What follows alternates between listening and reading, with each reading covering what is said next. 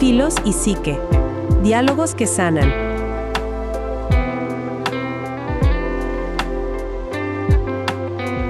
Bienvenidas y bienvenidos a este espacio para sentir, pensar y cuestionar. Iniciamos.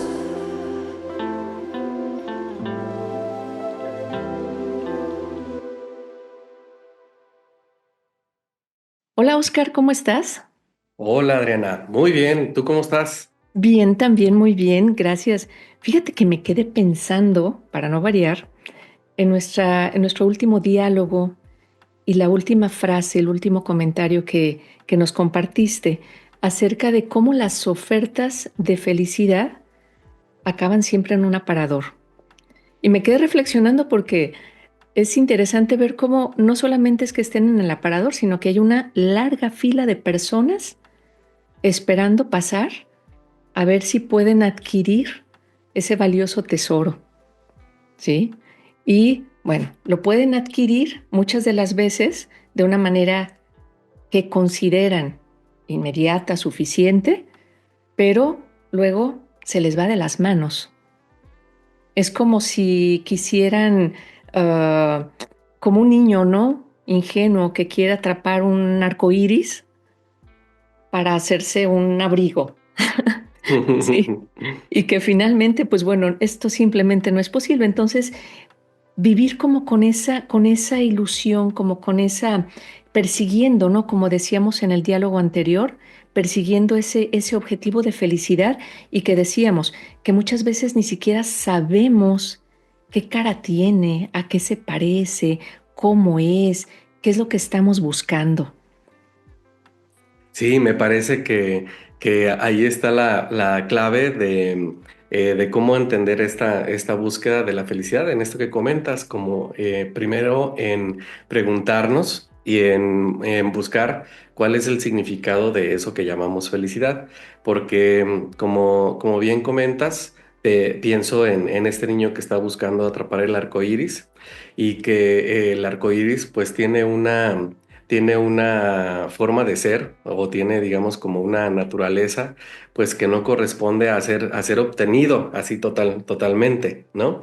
Y que creo que esta frase de Bauman, de que todas las ofertas de felicidad de nuestros tiempos terminan en un aparador, pues nos hablan en primer lugar de cómo las personas pueden pensar que la felicidad es un objeto y de cómo la felicidad además pues es algo que se compra y cómo la felicidad además es una cosa de transacción, ¿no? Porque las cosas que compramos pues tienen que ver con transacciones, ¿no? O sea, yo trabajo, tengo un dinero y con ese dinero entonces obtengo objetos que ahora poseo de manera total hasta que yo lo decida, ¿no? O sea, por ejemplo, yo compro un nuevo teléfono, y ya lo tengo para mí, y bueno, ya tengo la factura, y entonces ya es mío totalmente, ¿no? Y nadie me lo va a quitar hasta que yo diga, ese teléfono ya no sirve, me compro el nuevo iPhone, y entonces, está en mi decisión tener o no tener ese bien, ¿no? Y que bueno, en ese sentido, fíjate que esto que estamos diciendo tampoco es una cosa como tan obvia, porque incluso en la filosofía norteamericana se llegó a plantear la felicidad como un bien. Mm. Y bueno, nosotros en este momento ahora cuestionamos, ¿no? Si la felicidad puede ser un bien o más bien un camino o más bien un horizonte o qué es la felicidad. Y en esta búsqueda de ese concepto de felicidad, me parece que es importante también como darnos cuenta de que muchas veces podemos confundir la felicidad y el placer, como si fuera lo mismo. Ahora que mencionabas esto de es que puedo adquirir un objeto y muchas veces en esa búsqueda de la felicidad, es que voy a ser feliz cuando tenga X objeto. Sucede que lo tengo, me da placer, me da satisfacción, pero luego se va. Y entonces, como decíamos también, necesito buscar algo más. ¿Por qué? Pues porque ya esa sensación que estaba buscando, pues ya se desvaneció. Y es como esta diferencia, ¿no?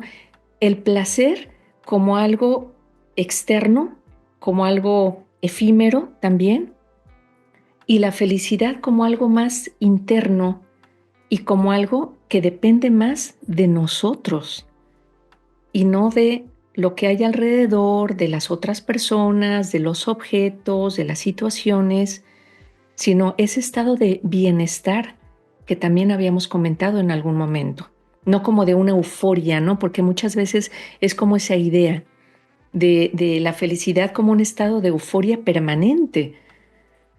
Y simplemente, bueno, imaginemos que estamos todo un día con un estado de euforia, que es una condición patológica, un estado de euforia permanente, que es lo que llamamos un episodio maníaco, ¿sí? Pero esto es sumamente desgastante. El cuerpo no está preparado, nuestro organismo no está preparado para un estado así, con esa intensidad, porque no es nada más el aspecto psicológico. Tienen que ver muchísimas cuestiones hormonales, muchísimas cuestiones de nuestros órganos, de nuestros sistemas, que pues al no estar preparado para eso llegan, permanecen en una situación de estrés fisiológico, le llamamos así. Entonces es Ahora, como hacer esa diferencia, no sé qué piensas. no, me parece una diferencia muy importante porque ahora que estás comentando como las dimensiones fisiológicas del placer, que después confundimos con felicidad, estaba pensando en este experimento que se hizo por ahí, no sé si tú recuerdes la fecha, si fue por ahí de los 60s, los 70s o los 80s, a lo mejor estoy siendo ya, no sé, en esos años no lo tengo tan claro, pero sí tengo muy claro este descubrimiento que se hizo del núcleo accumbens. No sé si Mm, recuerdas mm. que hubo, estaban buscando pues estaban buscando algo los científicos del cerebro en ese momento, los neurocientíficos de ese tiempo, y bueno, las neurociencias no estaban tan avanzadas como están ahora. Y pues bueno, como sabemos, se experimenta en ratas porque tienen un cerebro muy similar al nuestro. Y le pusieron un electrodo a una rata para estar estimulando su cerebro y pues dieron con el núcleo accumbens. Mm. A partir de ahí se descubrió, pero bueno, se dieron cuenta del núcleo accumbens, que es, digamos, esta parte de nuestro cerebro que precisamente reproduce, digamos, el placer o el placer lo podemos explicar a través de este elemento. Y pues se dieron cuenta que cuando se estimulaba esta parte de la rata podía estar, le pusieron una palanquita para que la rata estimulara el electrodo. Y la rata estaba todo el tiempo buscando estimular el electrodo para que el núcleo accumbens se activara, ¿no? Se activara. Y entonces la rata podía estar todo el tiempo ahí, se podía olvidar de comer.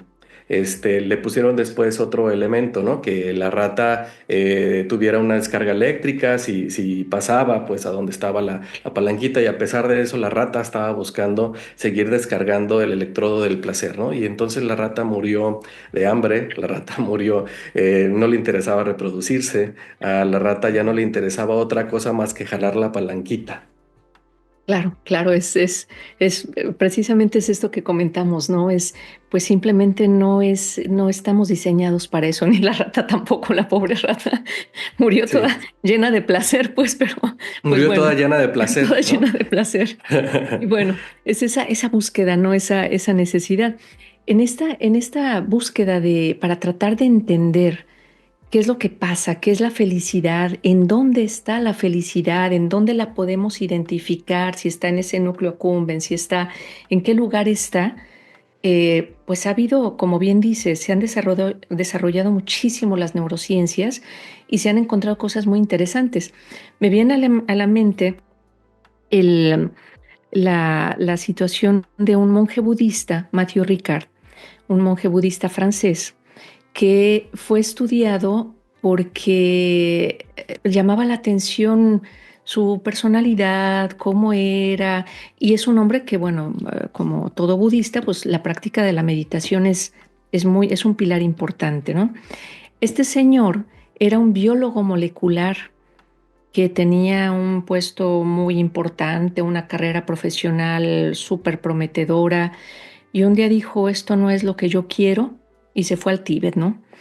Y entonces allá empezó la meditación y empezó este trabajo espiritual, y fue a principios de este siglo que se pusieron a investigar qué pasaba ahora con técnicas de neuroimagen y todo esto, y lo estudiaron su cerebro para ver qué es lo que estaba pasando en ese cerebro mientras él estaba meditando.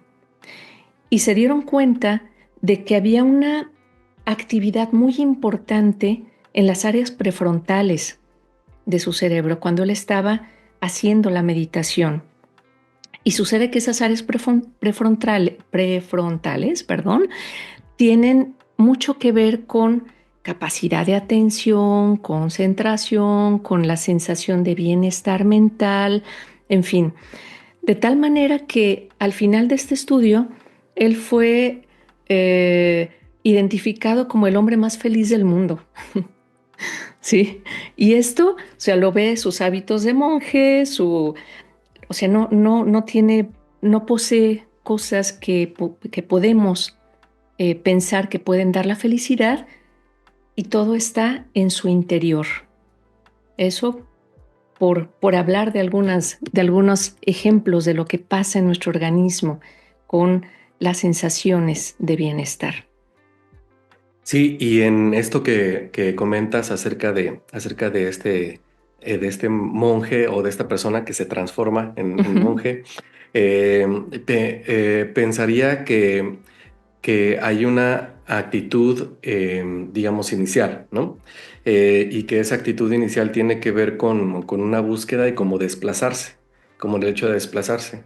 En lo que recordaba acerca de la rata, creo que hay un hecho. El placer le sucede a la rata, ¿no? Mm. El placer es algo que nos sucede, ¿no? A lo mejor podemos buscar una sustancia que nos genere el placer, pero el placer no sucede. Pero creo que la felicidad tiene que ver con una actitud. No solamente con algo que nos sucede, sino con algo que nosotros estamos disponiendo hacia adelante y hacia afuera, ¿no? Porque también pensaban las características del placer. La rata, a final de cuentas, también se desprende se desprende de las otras ratas, ¿no? Porque el placer es una cosa individual. El placer es una cosa que nos deja en relación con nuestro cuerpo. Pero ahorita en lo que comentabas, pues hablas de alguien que le interesa también compartir lo que le está ocurriendo, ¿no? Que se pone como en esta relación bueno, a ver, vamos a saber qué es esto de la felicidad. Es decir, la felicidad también tiene esta otra característica, ¿no? De ser algo compartido. Sí, y además, bueno, hablamos de felicidad, hablamos de placer, y ¿qué tal si estamos hablando de bienestar? ¿Sí? De un bienestar, porque la felicidad la podemos identificar o la podemos vivir desde nuestra posición, desde nuestra historia, desde nuestras herramientas, desde nuestras necesidades, desde nuestros conceptos, nuestras ideas. Pero si hablamos de un estado de bienestar, hablamos de algo como más presente, no algo que va y viene y que cuando se va nos decepcionamos, nos sentimos frustrados, nos sentimos que nos han quitado algo, ¿sí? Si hablamos de un estado de bienestar, aunque parezca como un poquito difícil como hacernos a la idea, pues es un estado de bienestar que va a permanecer a pesar de situaciones complicadas de la vida, ¿sí? De situaciones que no son agradables, que nos conviene aceptar en vez de pelearnos con ellas, y que puede ser como una puerta o como un terreno más propicio a esos momentos de felicidad, se me ocurrió. Sí, y pensaría que la felicidad no la hemos definido, ¿no? En este momento, pues sabemos que hay muchas definiciones acerca de ella, pero creo que sí estamos pensando en algunas características que tengan precisamente esta condición de ser algo que no sea un vaivén, que no se identifique con algo que pueda perderse y después regresar como si no tuviera que ver con nosotros, ni con nuestra voluntad, ni con nuestro trabajo, ¿no? Y creo que este concepto de bienestar que comentas, pues yo me lo imagino como algo que está como en un medio camino, como en un medio camino entre este ideal que podemos tener de estar todo el tiempo bien, y estar bien como de una manera como muy amplia, pero también con la realidad de que hay en la vida un montón de situaciones y un montón de experiencias que nos van a requerir, nuestra alegría del momento, nuestra tranquilidad del momento, nuestra estabilidad del momento, y que si la vida nos requiere eso a todos, y todo el tiempo y no sabemos cuándo nos lo vuelva a requerir, pues creo que el concepto de bienestar nos puede ayudar para pensarnos no como un velero, ¿no? Que es llevado por el viento, sino como un estado en donde podemos estar a través de varias acciones. Claro. Fíjate que estoy recordando en esta semana pasada un paciente que durante muchos años ha estado o había estado como en esa búsqueda constante, ¿no? Como de esa felicidad o ese no sufrir, que también es como está como muy presente. Y en la última sesión me dice, ¿sabes qué, Doc? Ahora entiendo lo que lo que dicen muchos de los terapeutas felizoides, así me dijo, de que hay que dejarse fluir. Y ya entendí de qué se trata. Ya entendí. Dije, ok, ¿de qué se trata, no? Ujú. ¿Cuál es tu percepción de esto? Y me dice, es no resistirse a vivir, aceptar la vida como es, con sus altas, con sus bajas, no estarte peleando con esa vida idealizada, con la vida real, ¿no? Y estar siempre persiguiendo esa vida idealizada y sobre todo sin sufrimiento. Y me dice, ya entendí que de eso se trata, ¿no? Él le puso ese nombre, para mí es fluir, ya entendí a los felizoides. No es que sea feliz, dice, pero al menos ya no me peleo tanto. Dice, ya no me estoy enfrentando a mí mismo, porque él se estaba enfrentando y cuando hablamos de enfrentarse es como una lucha, en vez de una aceptación, un autoconocimiento. Y fíjate que, dime. No, pensaba en estas dos cosas que decías, en la aceptación y el autoconocimiento. Me ayuda mucho pensar en estas dos cosas como para hacernos la pregunta de si podemos ser felices sin estas dos cosas. Yo me preguntaría, ¿no? O sea, ¿podemos ser felices sin la actitud de aceptación, y de tener una relación activa ante la vida? ¿Podemos ser felices sin autoconocimiento? Es que me vino a la mente cuando las personas dicen, yo era tan feliz cuando no sabía todo esto, ¿no? Yo era tan feliz cuando era ignorante, o cuando ignoraba todas estas cosas, o cuando de repente vemos a las mascotas, ¿no? Disfrutando estar así en nuestra En el casa presente.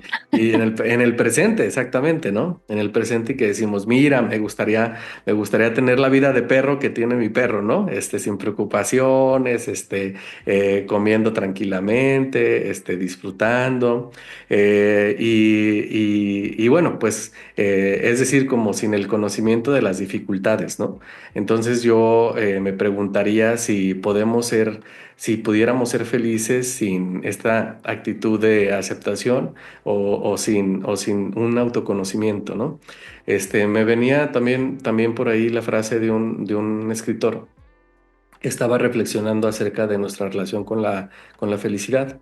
Y él decía que la frase decía más o menos así: yo soy muy feliz con los animales porque los animales no son desgraciados. Decía, los animales no se preguntan por el futuro, los animales no se preocupan si van a tener alimento al día siguiente, solamente lo buscan.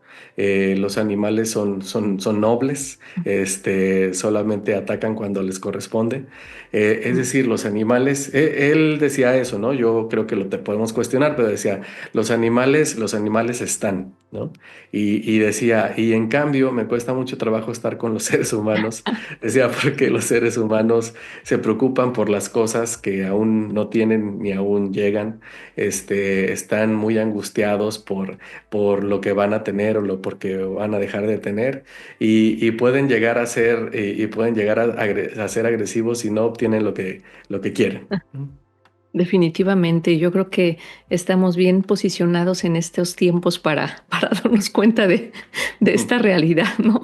Pero bueno, ahora que mencionas esto de que no se preocupan por cosas que no tienen o que tienen, qué sé yo, estaba recordando un estudio que se hizo por ahí del 2010, algo así, en una universidad en Pensilvania, creo yo, en donde pudieron identificar con algunos estudios, algunas pruebas, cómo en la mayoría de las personas, más del 91, casi el 92% de las cosas por las cuales se preocupan jamás van a suceder. Sí, o sea, preocupaciones que uno trae todo el tiempo, y si pasa, y si no pasa, y si no llega, y por qué, etcétera. 9 de cada 10 no van a ocurrir.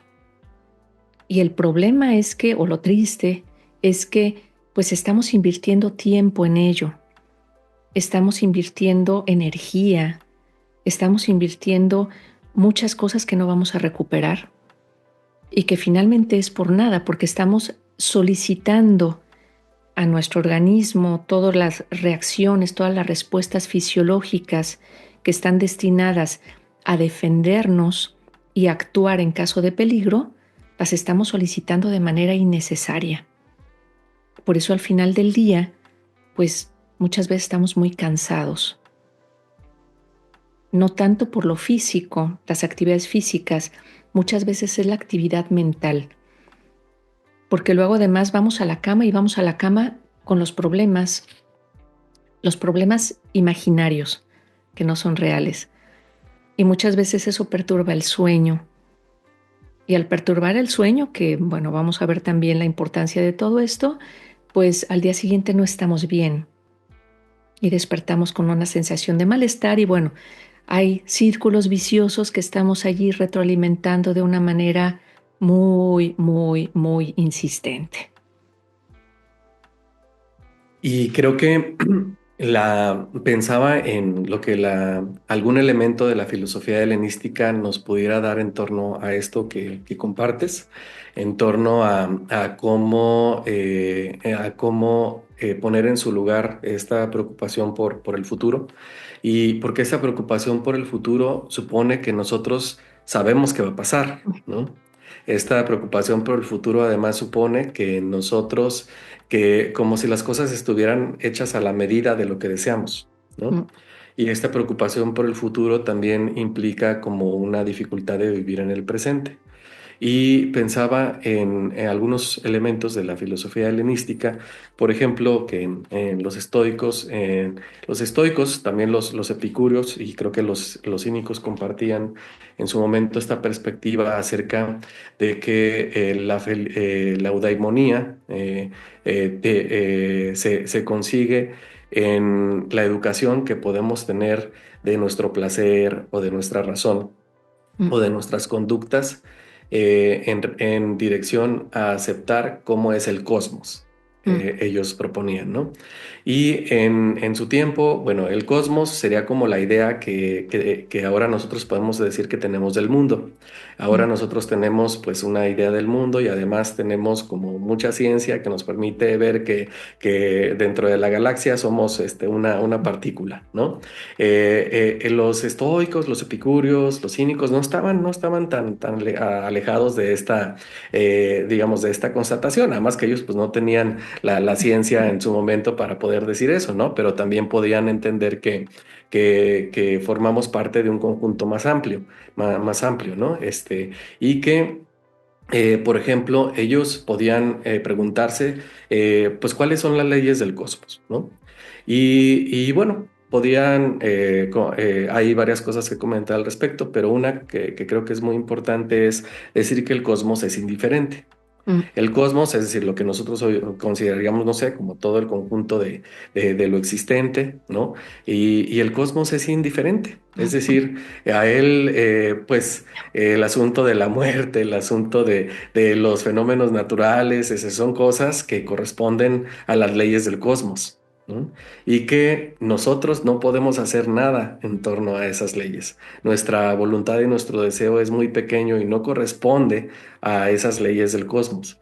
Entonces ellos decían que la infelicidad venía precisamente de que nosotros deseábamos cambiar las leyes del cosmos, ¿no?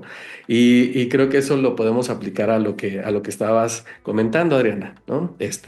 A esta preocupación por cosas que incluso tienen como su propia ley, su propia dinámica, ¿no? O sea, pensemos en las dinámicas sociales que nos gustaría que fueran distintas, pero que desgraciadamente son más grandes que nosotros, tienen también sus propias leyes, su propia potencia, y quizá ante esas pues hay que ver cómo podemos relacionarnos como para interferir un poco, ¿no? Pero no está en nuestras manos cambiarlas totalmente, ¿no? Y así si pensamos en situaciones familiares, si pensamos quizá también en muchas situaciones de pareja, si pensamos en situaciones con los amigos, ¿no? Me venía a la mente un dato de un estudioso por ahí de la pareja que decía que el 69% de los problemas de pareja son irresolubles y que entonces ante eso lo que tiene que suceder es la aceptación.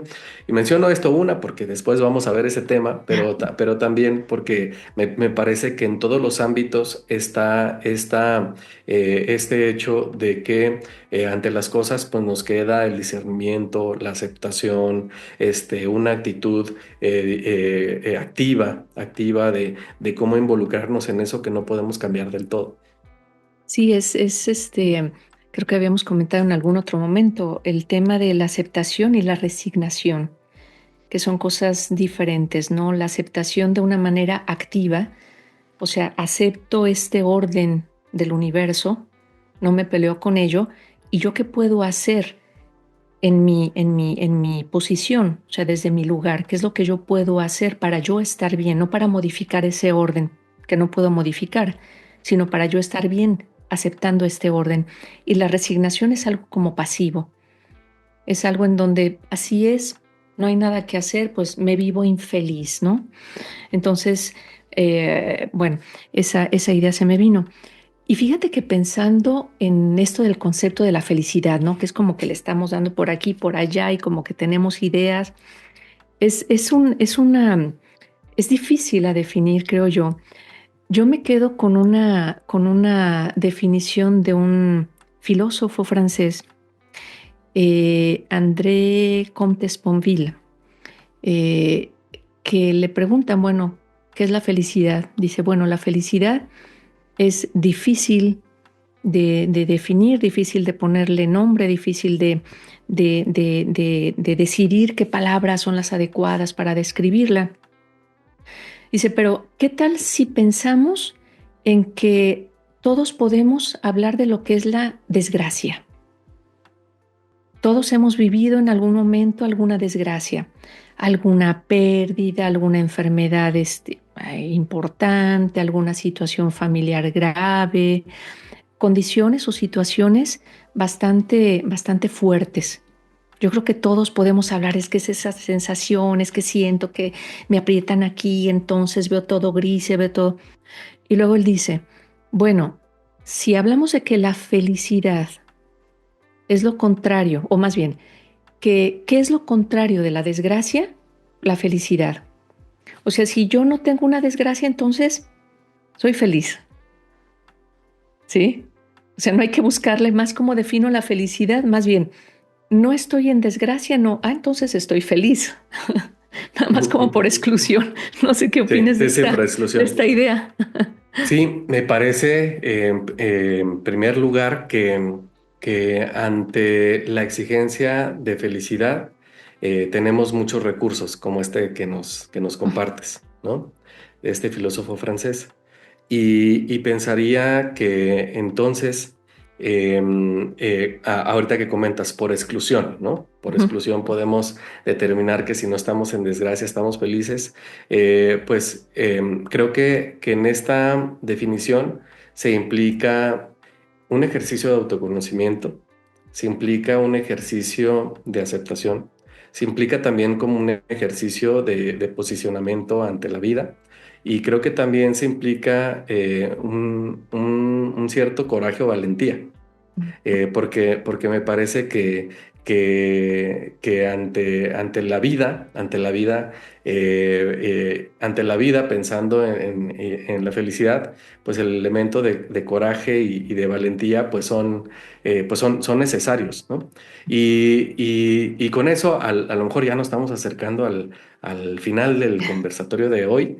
Pero pensaba en que precisamente buscar alternativas al concepto de felicidad nos dice que la felicidad quizá tampoco es una cosa que tenga que estar en el centro de todo, yo lo ujú. pensaría, ¿no? Porque esto que dice Comte Sponville, pues es como decir, bueno, vamos a buscar otro lugar para cómo entender lo importante de vivir la vida.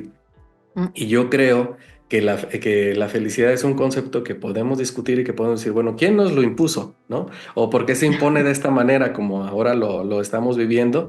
Pero a mí me parece que más amplio que la felicidad o más amplia que la felicidad es la vida. Y creo que sí es muy importante y sí creo que sería muy necesario preguntarnos qué es la vida y cómo nos posicionamos en ella y bueno, y qué lugar tomamos, ¿no? claro, claro. Y bueno, también entender de alguna manera eh, eso que estamos buscando, cómo lo podemos encontrar, cómo lo podemos experimentar, qué es lo que podemos hacer para caminar por ese camino que nos interesa tanto, ¿no? De la felicidad, del bienestar, de la paz, del autoconocimiento, del vivir la vida, del estar en el presente y de una serie de actividades y de transformaciones más bien que podemos estar realizando para estar bien o bienestar, como estábamos comentando. Muy bien, pues, pues nos veremos en una siguiente conversación, en un siguiente capítulo, mi querida Adriana. Sí, yo ¿Cómo creo ves? que se quedan muchas cosas en el tintero, cosas interesantes como qué podemos hacer para caminar ese camino del que hablábamos, cómo podemos con disciplina, como habíamos dicho, con constancia, con mucha fuerza de voluntad y sobre todo con la intención de hacer algo para cada día estar mejor. Creo yo que también hay mucho material para hablar de ello y pues bueno, esto nos abre la puerta a un siguiente diálogo. ¿Te parece? Me parece Muy excelente. Nos bien. vemos Hasta pronto entonces muy entonces. pronto. Chao, bye. Bye bye. Hasta la próxima. Filos y Psique. Diálogos que sanan.